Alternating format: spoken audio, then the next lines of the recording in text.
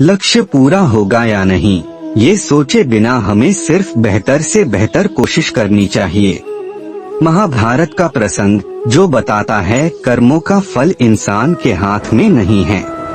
किसी भी काम की शुरुआत में ये नहीं सोचना चाहिए कि सफलता मिलेगी या नहीं, लक्ष्य पूरा होगा या नहीं, क्योंकि कर्मों की सफलता या असफलता इंसान के हाथ में नहीं है। महाभारत में श्री कृष्ण ने अर्जुन को यही उपदेश दिया था कि तुम सिर्फ कर्म करो, फल की इच्छा मत करो। जो लोग धर्म के अनुसार कर्म करते हैं उन्हें सफलता जरूर मिलती है। ये बात महाभारत के एक प्रसंग से समझ सकते हैं। श्री कृष्ण ने अर्जुन को समझाया, तुम सिर्फ बेहतर कोशिश करो। दुर्योधन सभी पांडवों को मार देना चाहता था, इसीलिए उसने लाक्षागृह में पांडवों को मारने की योजना बनाई। लाक्षागृह के षड्यंत्र से किसी तरह सभी पांडव बच गए और वेश बदलकर वन में रहने लगे। उस समय राजा द्रुपद ने राजकुमारी द्रौपदी का स्वयंवर आयोजित किया था। इस आयोजन में पांडव में भी ब्राह्मणों के वेश में पहुंच गए। स्वयंवर में श्री कृष्ण भी मौजूद थे और वे ब्राह्मण रूप में सभी पांडवों को पहचान गए। स्वयंवर में शर्त रखी गई थी कि योद्धा को भूमि पर रखे पानी में देखकर छत पर घूम रही मछली की आंख पर निशाना लगाना है। जो योद्धा इस शर्त को पूरी कर देता, उससे द्रौपदी का विवाह होना था।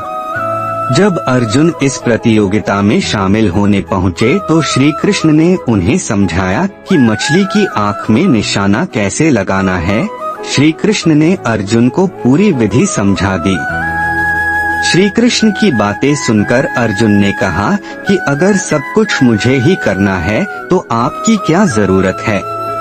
श्री कृष्ण बोले कि तुम सिर्फ वह करो जो तुम्हारे वश में है, और मैं वह करूँगा जो तुम्हारे वश में नहीं है, यानी मैं हिलते हुए पानी को स्थिर करूँगा ताकि तुम्हें निशाना लगाने में परेशानी न हो।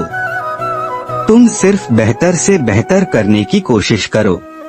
श्री कृष्ण की बात मानकर अर्जुन ने बेहतर कोशिश की और उसने मछली की आंख में निशाना लगा दिया।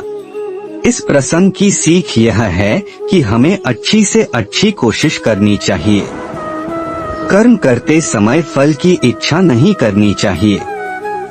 अगर फल हमारे पक्ष में नहीं आता है तो निराशा का सामना करना पड़ता है। अपना काम पूरी ईमानदारी से करेंगे तो सफलता जरूर मिलती है।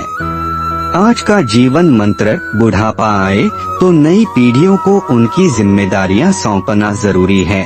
जीवन के अंतिम दिन समझदारी से जिए। कौरव और पांडव का युद्ध का समाप्त हो गया था। पांडवों ने 36 वर्ष राज किया। जिस राजसत्ता के लिए इतना बड़ा युद्ध हुआ, पांडव उस राज सत्ता के पूरे सुख शांति के साथ नहीं भोग पाए।